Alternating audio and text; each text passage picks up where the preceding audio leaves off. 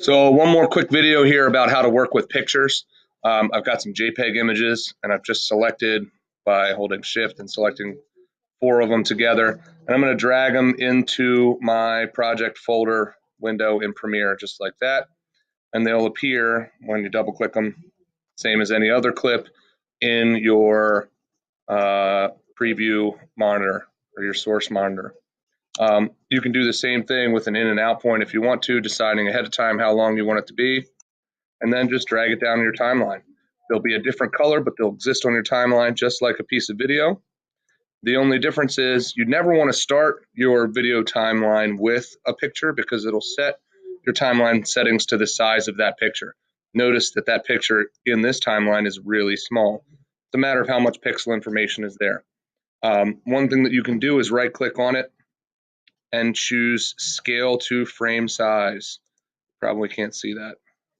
Let's slide this over so maybe you can.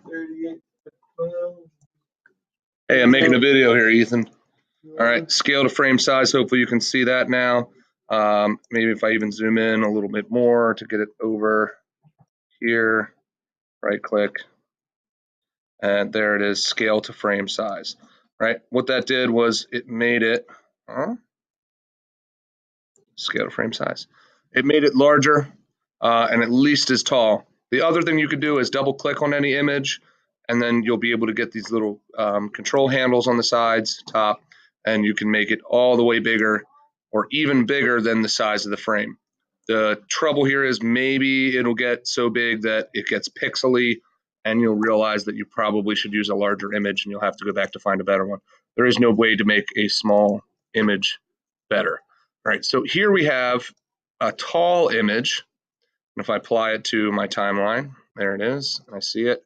Scale to frame size is only going to help us so much, right? It gets us the full height. Let's say we want to zoom in like this. See how it gets pixelated?